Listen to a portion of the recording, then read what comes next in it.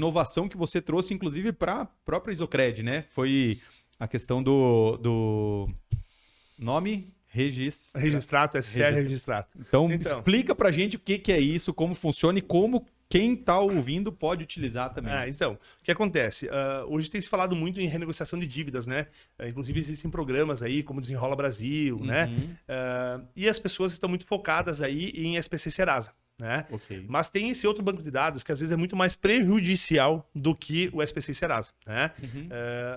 O Registrato, ele nada mais é, o SR, do que um banco de dados onde tem todas as informações financeiras da tua vida. Tua vida financeira está lá.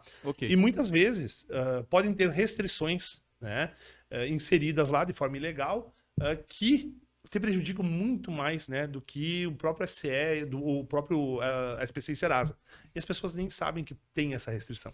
Então, às vezes, eu fiz uma negociação de dívida, paguei o que eu devia, estou limpo lá no SPC e Serasa, renegociei uma dívida lá de 6 mil por 300 reais, aí tá todo feliz, vai fazer um financiamento, não consegue.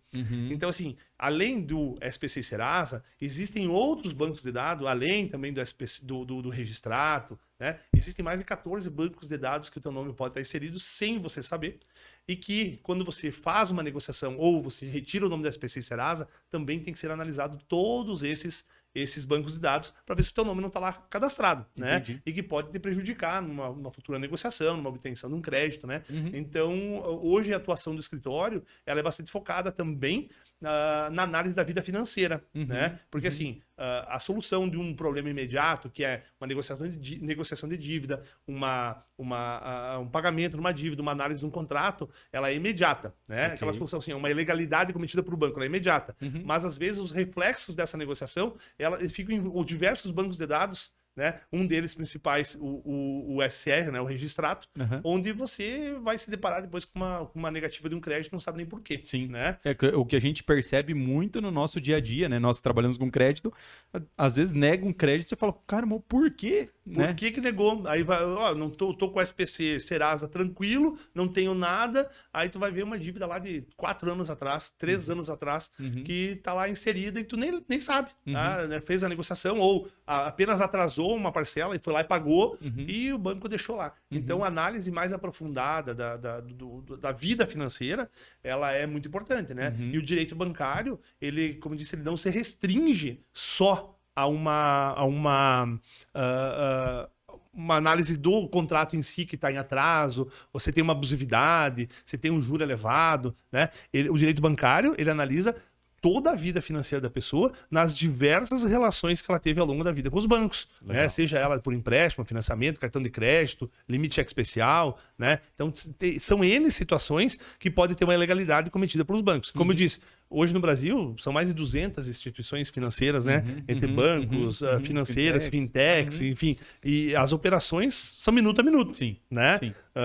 Além, claro, de fraudes, né, que acontecem, a gente sabe, mas nas fraudes, muitas vezes, tem a responsabilização dos bancos por um dado que foi vazou, né? Hoje temos a questão da LGPD, né, que é a proteção dos dados. Então, é uma análise bem aprofundada, né, nessa questão.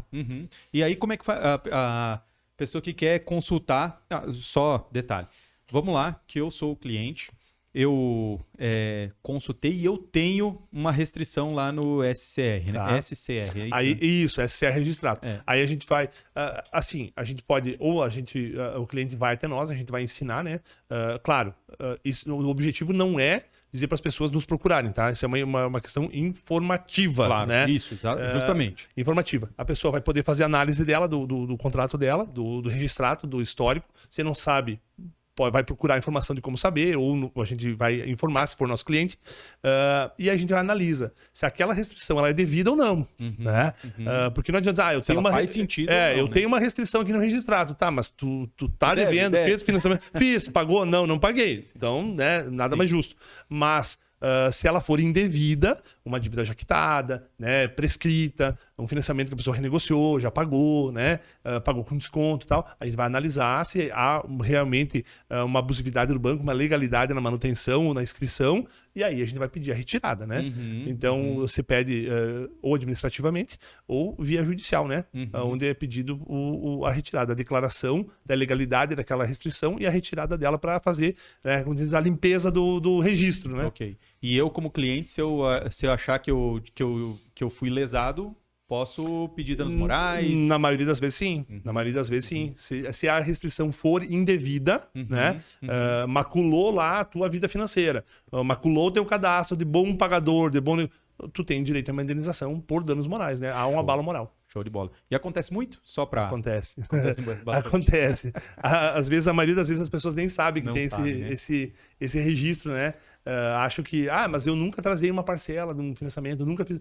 Às vezes tem, Sim. né? Às vezes tá lá uma... Eu acho que a grande... na verdade, é justamente por isso que eu acho que é o grande diferencial do escritório Bender nessa área bancária, né? Que traz esse conhecimento, né? Referente a isso, quando o cliente se sente lesado. Porque muitas vezes o cliente, se ele for...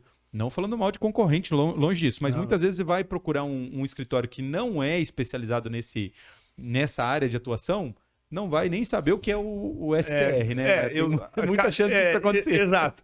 Então, assim, cada um tem a sua área de atuação, né? Sim. Por exemplo... como você falou, né? Bons profissionais, mas às vezes... A gente, por exemplo, eu não atuo na área previdenciária, né? Quando me procuram para fazer um cálculo de aposentadoria, eu não faço, né? Então, assim, eu não tenho esse conhecimento específico, né? Embora tenha estudado direito previdenciário na faculdade, eu não me aprofundei nisso depois. Isso vai mudando muito. O que eu vou fazer? Eu não vou pegar esse processo para me fazer uma bobagem. Eu vou indicar um colega que tem esse conhecimento e que eu sei que vai atender meu cliente, né? Então, assim, a área criminal, o escritório Bender não trabalha, o Márcio não trabalha na área criminal. Eu vou indicar quem trabalha na área criminal, né? E assim, Luciano, assim, acontece muito dos colegas, como já sabem que nós atuamos nessa área, indicarem pros próprios clientes dele, quando tem uma questão bancária, vai lá falar com o Bender, né? Vai lá falar com o Márcio. Então, assim, isso acontece muito, essa troca dos colegas, né? Como eu disse, a gente tem uma afinidade muito grande, uma ligação, assim, de amizade e de profissionalismo com os clientes que a gente indicar. Diz, esse cara eu indico, né? Vai nesse aqui que eu conheço. A grande maioria, né? Claro, a gente vai indicar que tem mais proximidade, claro, né? Claro. Mas a gente... E aqueles que você sabe que vai fazer um trabalho, né? Que já conhece exatamente. o trabalho. Porque eu sei que eles são dedicados naquela área, são profissionais naquela área, conhecem aquela área. Eu já não conheço. Como eles sabem que na área bancária a gente conhece. Sim. Né? A gente tem esse conhecimento. Com certeza.